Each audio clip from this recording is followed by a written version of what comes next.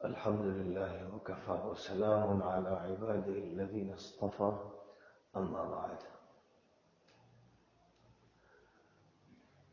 مدرسہ اشرفیہ کے عزیز طلباء سے ملاقات ہو رہی ہے جو قرآن پاک خاص طور پر اہتمام سے پڑھتے ہیں، دینیات پڑھتے ہیں. قرآن پاک پہلے ناظرہ پڑھا جاتا ہے، پھر حفظ کیا جاتا ہے، پھر اس کے بعد جو مرحلہ آتا ہے وہ قرآن پاک کی زبان سمجھنے کا آتا ہے. قرآن پاک جب ناظرہ پڑھا جائے، دیکھ دیکھ کر قرآن پڑھنے کی مشق کی جائے، تو اس وقت ہر طالب علم کو یہ کوشش کرنی چاہیے کہ ہم اس طرح پڑھیں گے جیسے نبی صلی اللہ علیہ وسلم نے پڑھا تھا. اب نبی نے کس طرح پڑھا تھا؟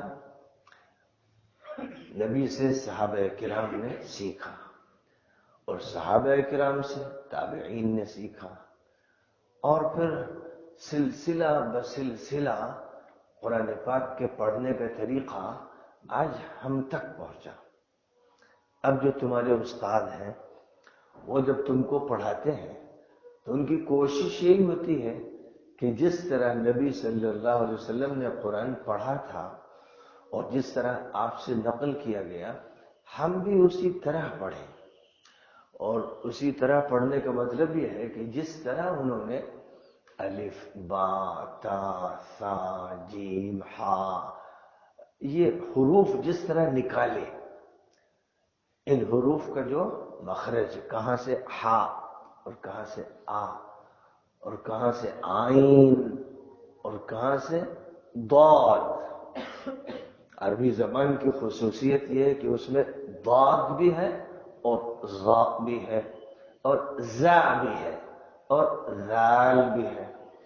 انگریزی میں نہیں، ہندی میں نہیں، دنیا کی کسی زبان میں یہ فرق نہیں ہے. وہاں صرف زیڈ ہے. زیڈ کو چاہے زا پڑھو یا ذا پڑھو یا ظا پڑھو کوئی فرق نہیں پڑتا، لیکن زیڈ بہرحال زیڈ ہے. عربی میں یہ نزا کہتے ہیں. اور اسی طرح ہا اور ہا یہ بھی عربی کا فرق ہے، اور زبانوں میں نہیں. کسی ہندی بولنے والے سے تم ہا نہیں سنو گے، ایسے آئین کا مخرج نہیں سنو گے. بہت سے حروف سے وہ لوگ محروم ہیں، لیکن عربی زبان جو شخص پڑھ لیتا ہے وہ دنیا کی ہر زبان پڑھ سکتا ہے. پہلے عربی میں قدرت پیدا ہونی چاہیے. اس لیے ہر مسلم بچے کو پہلے عربک الفابیٹ، عربک حروف سکھانا چاہیے. مدرسہ ہو یا اسکول ہو، جو بچے اسکول میں پڑھتے ہیں ان کو بھی پہلے قرآن پڑھانا چاہیے. یہ ضروری ہے. مسلمان اگر کوئی اسکول چلاتے ہیں تو ان کا پہلا کام یہ ہے کہ آپ اے بی سی ڈی سے پہلے آ با تا سا پڑھائیں. تو تم لوگ وہ بچے جو قرآن کے مدرسے میں سب سے افضل ہے، ان سے افضل کوئی نہیں. ان کا پڑھانے والا ان سے افضل ہے، اور پھر وہ نمبر 2 پر افضل ہے. حضور صلی اللہ علیہ وسلم نے فرمایا خیرکم من تعلم القرآن وعلمہ. تم میں سب سے بہتر وہ ہے جو قرآن پاک سیکھے اور سکھائے. قرآن پہلے سیکھنا پڑتا ہے، پھر سکھانے کا مرحلہ آتا ہے. ابھی تم قرآن پڑھ رہے ہو، اس لیے کوشش یہ کرو کہ بالکل صحیح حرف نکالنا ہے. بسم اللہ الرحمن الرحیم. جو اچھی طرح سے قرآن پاک پڑھے گا وہ بسم اللہ صحیح پڑھے گا، اور الحمدللہ رب العالمین وہ صحیح تلفظ کے ساتھ سورہ فاتحہ پڑھے گا اور قرآن پڑھے گا. اور جس کا تلفظ صحیح نہیں ہوگا وہ کہے گا الحمدللہ رب العالمین. وہ نہ حمد کو صحیح پڑھے گا، نہ رب کو صحیح پڑھے گا، نہ عالمین کو عالمین کہہ سکے گا. ایسا کیوں ہوتا ہے کہ اس نے پڑھا نہیں. اس لیے جو بچے بھی قرآن پاک کے مدرسے میں پڑھ رہے ہیں بہت افضل ہیں. اللہ نے ان کو بڑا موقع دیا ہے، بڑی عزت دی ہے. ان کا فرشتوں سے تعلق ہے. فرشتے ان کے لیے پر بچھانا چاہتے ہیں. فرشتے ان سے پیار کرتے ہیں. اللہ کے فرشتے ان کے لیے دعا کرتے ہیں. اور یہاں تک کہ سمندر کی مچھلیاں دعائیں کرتی ہیں اور بلوں میں چیونٹیاں دعائیں کرتی ہیں. ایسے لوگ مبارک ہوتے ہیں.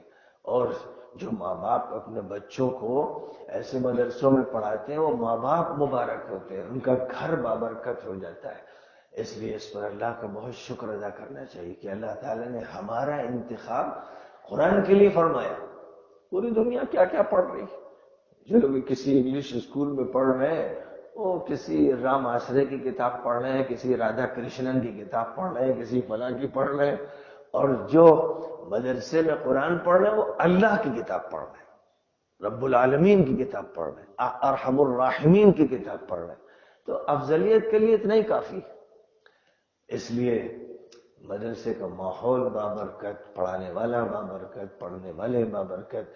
اور یہ ایک اللہ کی اتنی بڑی نعمت ہے کہ اس پر روزانہ شکر ادا کرنا چاہیے. ہر نماز میں شکر ادا کرنا چاہیے کہ اللہ تیرا انعام، تیرا فضل کہ تو نے اپنی کتاب کے لیے منتخب فرمایا، اپنے نبی کے علم کے لیے منتخب فرمایا، مجھے سعادت عطا فرمائی، کیسا موقع عنایت فرمایا.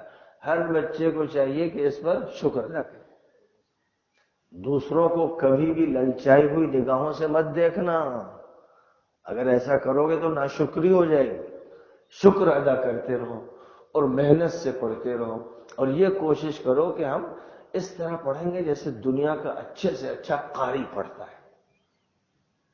جو مشہور قراء ہیں ان کی قرات بھی سنانی چاہیے اہتمام کے ساتھ.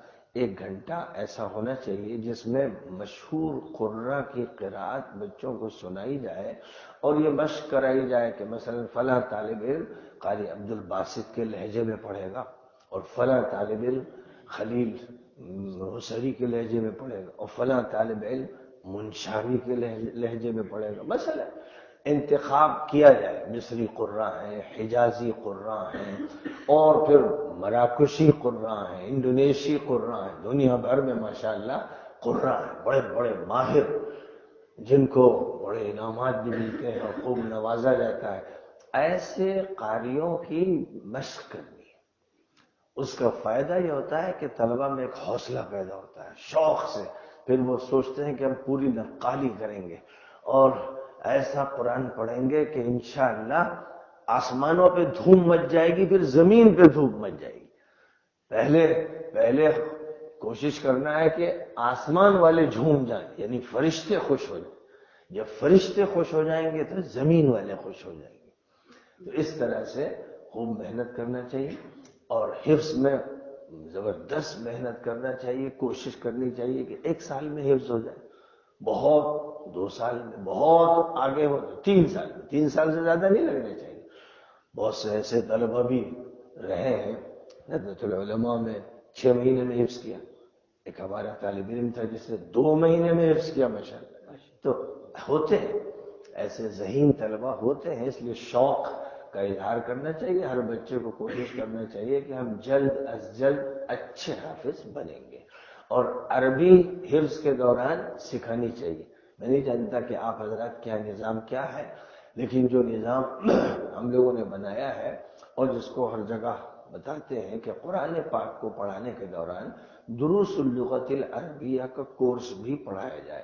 یعنی روزانہ آدھا گھنٹہ عربی کا کورس، 2 دن عربی کا کورس، 2 دن اردو پڑھائی بھی جائے اور لکھنا سکھایا جائے، اور 2 دن دینیات جس میں مسائل جو ہے تعلیم الاسلام مثلا اس طرح کوئی بھی کتاب ہو جس کے ذریعے بچوں کو دینیات بتائی جائے، مسائل بتائے جائیں، عقائد بتائے جائیں. تو حفظ کے ساتھ ساتھ یہ کورس ضرور چلنا چاہیے، کیونکہ بہت سے بچے ایسے ہوتے ہیں جو حافظ ہو کر چھوڑ دیتے ہیں. اب اگر وہ حافظ ہو گئے اور پھر کہیں امام بنا لیے گئے اور ان کے پاس یہ علم نہیں ہے تو پھر وہ عمر بھر ناقص رہتے، کمی رہتی. تو بہرحال دینیات بھی پڑھو، عربی بھی پڑھو، قرآن اچھی طرح یاد کرو، اور جو اللہ نے نعمت دی ہے اس پر اس کا شکر ادا کرتے رہو. اللہ تعالیٰ تمہارے لیے بہت ہی اس کو مبارک فرمائے. دعا میں اللهم لك الحمد كما ينبغي لجلال وجهك وعظيم سلطانك. اللهم صل على محمد وعلى آل محمد كما صليت على إبراهيم وعلى آل إبراهيم إنك حميد مجيد. ربنا آتنا في الدنيا حسنة وفي الآخرة حسنة وقنا عذاب النار. اللہ اپنے فضل و کرم سے اس مدرسے کو روئے زمین پر جو مدرسہ بھی تیری کتاب پاک کے لیے تیرے دین کے لیے قائم کیا گیا ہے اس کو قبولیت عطا فرما. اللہ اس کو برکتوں سے مالا مال فرما. اللہ اپنے فضل و کرم سے اس مدرسے کو ظاہری ترقی بھی عطا فرما اور باطنی ترقی بھی عطا فرما، روحانی ترقی بھی عطا فرما اور مادی ترقی بھی نصیب فرما. اللہ اپنے فضل و کرم سے اچھے معلمین عطا فرما، اچھے مربی عطا فرما، اچھے طلباء عطا فرما، اچھا ماحول نصیب فرما، اچھی فضا عطا فرما. اللہ ہر فتنے سے، ہر شر سے، ہر مصیبت سے حفاظت فرما. اللہ محض اپنے فضل و کرم سے جن ماں باپ کے یہ جگر گوشے قرآن پاک کی تعلیم حاصل کر رہے ہیں ان ماں باپ کی بھی آنکھیں ٹھنڈی فرما، اور جو استاد ہیں ان کی بھی آنکھوں کی ٹھنڈک نصیب فرما. اور اپنے فضل و کرم سے ملت کے ہر فرد کو ان بچوں کے ساتھ شوق و ذوق سے مدرسے کی خدمت کرنے کی توفیق عطا فرما. ربنا تقبل منا انك انت السميع العليم وتب علينا انك انت التواب الرحيم. وصلى الله تعالى وسلم على خير خلقه محمد.